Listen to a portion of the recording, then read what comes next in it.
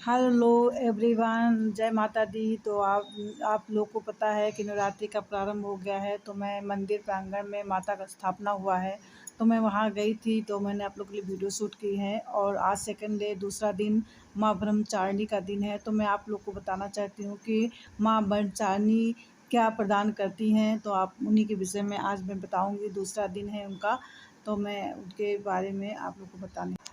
माँ ब्रह्मचारिणी के रूप में सर्वव्यापी ब्रह्मांडीय चेतना का दूसरा स्वरूप नवरात्रि के दूसरे दिन भक्तों को आशीष देता है।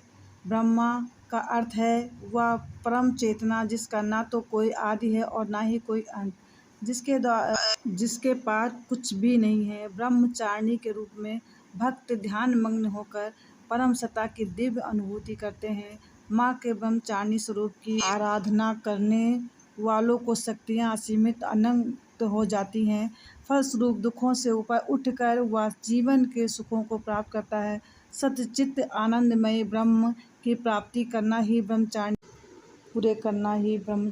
का स्वभाव है। पूरे चंद्रमा के समान निर्मल, कांतिमय और भव्य रूप और दो भुजाओं वाली ब्रह्मचारिणी कौमारी शक्ति का स्थान योगियों ने स्वादिष्टार्थी चक्र में बताया है। इनके एक हाथ में कमंडल, दूसरे में जप की माला रहती है।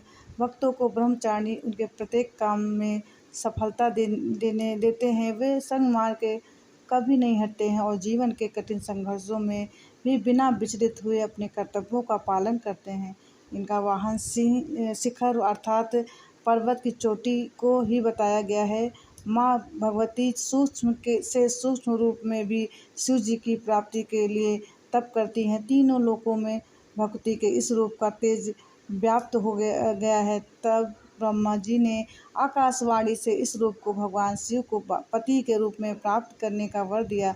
देवी के इस रूप का तेज व्याप्त हो गया है। तब ब्रह्मा जी ने आकाशवाणी से इस रूप को भगवान शिव पति के रूप में प्राप्त करने का वर दिया। देवी के इस रूप के पूजन से जीवन के कठिन संघर्षों में भी मन विचलित नहीं होता और दीर्घ आयु प्राप्त होती है।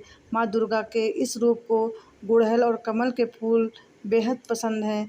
दूसरे दिन इन्हीं पुष्पों को अर्पित करने तथा चीनी, मिश्री और पंचामृत का भोग अर्पित करने से भगवती शीघ्र ही प्रसन्न होकर लंबी आयु और सौभाग्य प्रदान करती हैं। तो आप लोग को मैंने बता दिया ब्रह्मचारिणी माता क्या प्रदान करती हैं और सौभाग्य देती और दीर्घ आयु भी प्रदान करती हैं। तो मैंने आपको ब्रह्मचारिणी माता के बारे में आज बताया कि वो क्या प्रदान करती हैं। तो अब मंदिर में आरती हो रही है, देख लीजिए सभी लोग आरती कर रहे हैं और हम भी आरती में हैं। आप लोग भी आरती में शामिल हो जाइए। मगर म्यूट फिर मैंने आज किया हुआ है क्योंकि माता की आरती और साईं बाबा की आरती दोनों का एक साथ ही होता है, तो इसलिए म्यूट करना मजबूरी है। आप लोग आरती में शामिल हो जाइए। देखिए सभी लोग एक एक करके आरती कर रही हैं और सभी आंटी लोग और जितनी भी भक्तजन हैं सभी लोग आरती कर रहे हैं। पंडित जी आरती गा रहे हैं। तो इस समय साईं बाबा की आरती हो रही है। माता की आरती समाप्त हो गई है और सभी लोग साईं भगवान की आरती कर रहे हैं। और ये देख लीजिए साईं बाबा की आरती चल रही है। 12 बजे साईं बाबा की आरती होती है दिन में और माता को श्रृंगार करते हुए और स्नान वगैरह कराते कराते इतना टाइम हो जाता है। आरती दोनों की लगभग साथ में हो जाती है, लेकिन आज थोड़ा 5 मिनट पहले आरती हो गई तो 1-2 आरती हो चुकी थी साईं बाबा की, 1-2 आरती बची थी। तो सभी लोग आरती में शामिल हुए, हम भी शामिल हुए।